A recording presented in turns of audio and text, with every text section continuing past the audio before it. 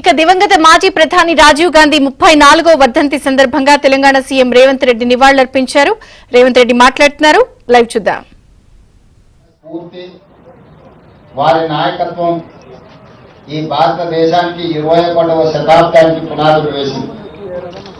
సాంకేతిక నైపుణ్యంతో పాటు ఆర్థిక సరళీకృత విధానాలకు ఆద్యం పోసి ఆర్థిక సరళీకృత విధానాలతో దేశాన్ని బలమైన ఆర్థిక దేశంగా నిలబెట్టడమే కాకుండా యువతకు 21 సంవత్సరాల ఓటు హక్కు ఉంటే వయస్సు తగ్గించి 18 సంవత్సరాలకి ఓటు హక్కు ఇచ్చి ఈ దేశంలో రాష్ట్ర ప్రభుత్వాలను కేంద్ర ప్రభుత్వాలను ఏర్పాటు చేయడంలో యువతకు కీలకమైన బాధ్యతను అప్పచెప్పిన ఒక గొప్ప నాయకుడు రాజీవ్ గాంధీ గారు. ఈ రోజు మనమందరం నిన్న జరిగిన పహల్గామ్ సంఘటన తర్వాత మొట్టమొదటిసారి దేశ విభజన సమయంలో ప్రాణాలు అర్పించిన మహాత్మా గాంధీ గారిని గుర్తు చేసుకోవాలి. ఆ తర్వాత 1971లో పాకిస్తాన్ మన మీద పెట్టడం చెలాయించాలి అంటే ఆనాటి ప్రధానమంత్రి ఉక్కు మహిళ శ్రీమతి ఇందిరాగాంధీ గారు పాకిస్తాన్కి బలమైన గుణపాఠం చెప్పడమే కాకుండా పాకిస్తాన్ని 2 ముక్కలుగా చీల్చి బంగ్లాదేశ్ పాకిస్తాన్ దేశాలను ఏర్పాటు చేసి శాశ్వత గుణపాఠం పాకిస్తాన్ ప్రభుత్వాలకు పెద్దలకు చెప్పడం జరిగింది. ఈ రోజు కూడా దాదాపుగా 54 సంవత్సరాల తర్వాత కూడా ఈ దేశంలో తీవ్రవాద అంశం ప్రస్తావనకు వచ్చిన ఈ దేశం మీద పక్క దేశాలు దాడి చేయాలనుకున్నప్పుడు తీవ్రవాదుల ముసుగులో అంతర్జాతీయ ఉగ్రవాదుల ముసుగులో ఈ దేశ పౌరుల మీద దాడి చేసినప్పుడు వాళ్ళని నిర్మూలించడంలో శ్రీమతి ఇందిరాగాంధీ గారే మనకు ఆదర్శం. ఈనాడు మరొక్కసారి ఒక బలమైన నాయకత్వం ఉక్కు మహిళను దేశ ప్రజలందరూ దేశ ప్రజలే కాదు ప్రపంచం ఈరోజు వారు గుర్తు చేసుకున్నారు. ఆనాడు పాకిస్తాన్ మీద యుద్ధం జరిగినప్పుడు అమెరికన్ ప్రెసిడెంట్ శ్రీమతి ఇందిరాగాంధీ గారికి అమెరికాలో సూచన చేసి మేము మధ్యవర్తిత్వం వహిస్తాము అని చెప్పి మీరు యుద్ధాన్ని ఆపాలి అని చెప్పినప్పుడు విస్పష్టంగా మీకు తెల్ల రంగున్నది కదా అని చెప్పి మా మీద పెత్తనం చెయ్యాలనుకుంటే భారతదేశం సహించదు.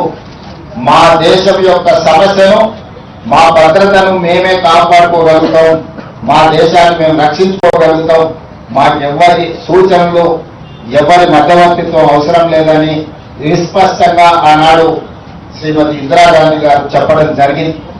కానీ పహల్గామ్లో జరిగిన సంఘటనలు మీరు చూసి మేమందరం అండగా నిలబడ్డాం. కేంద్ర ప్రభుత్వానికి ప్రధానమంత్రి గారికి సంపూర్ణంగా మా నాయకుడు మల్లికార్జున ఖర్గే గారు, మా లోక్సభలో ప్రధాన ప్రతిపక్ష నాయకుడు రాహుల్ గాంధీ గారు, సోనియా గాంధీ గారు, భారతదేశం మొత్తం కాంగ్రెస్ పార్టీ శ్రేణులు కేంద్ర ప్రభుత్వానికి అండగా నిలబడి మన వీర జవానులను పాకిస్తాన్ మన మీద కాలు తుగ్గితే శాశ్వత గుణపాఠం చెప్పమని అండగా నిలబడ్డారు. దురదృష్టవశాత్తు కేంద్ర ప్రభుత్వం వెనుకడుగు వేసింది. వచ్చిన అవకాశాన్ని సద్వినియోగం చేసుకోకుండా అమెరికా ప్రెసిడెంట్ ఒత్తిడి తీసుకొచ్చినా నేను యుద్ధాన్ని ఆపినా లేకపోతే ఆర్థిక ప్రయోజనాలు నేను దెబ్బతీస్తాను బెదిరిస్తే భారతదేశం లొంగిపోయిందని చెప్పి ట్రంప్ ప్రకటించే పరిస్థితి వచ్చిందనంటే ఈ దేశంలో నడుస్తున్న ప్రభుత్వం ట్రంప్ ఒత్తిడికి లొంగిపోయిందని విస్పష్టంగా ఈరోజు ప్రజలు భావించవలసిన పరిస్థితి వచ్చింది. మీరు విజయం సాధిస్తే, మీరు పాకిస్తాన్ ఓడిస్తే, మీరు తీవ్రవాదాన్ని అణిచివేస్తే ప్రపంచమే మీకు గొప్పగా స్వాగతం పలికేది, అభినందించేది.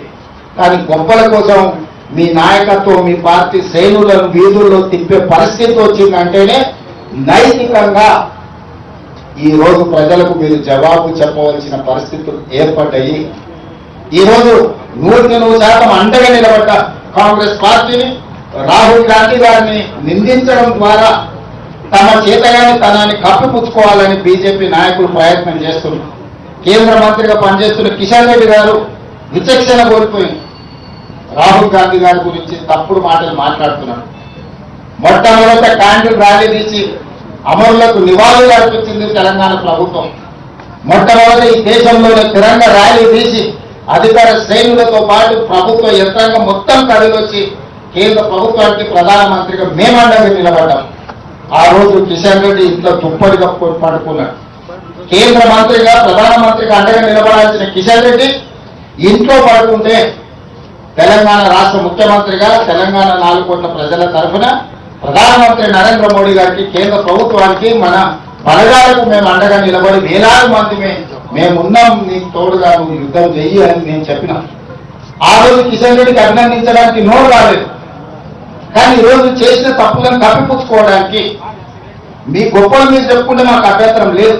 మీరు గొప్పలో మీరు గొప్ప వాళ్ళు కాదు.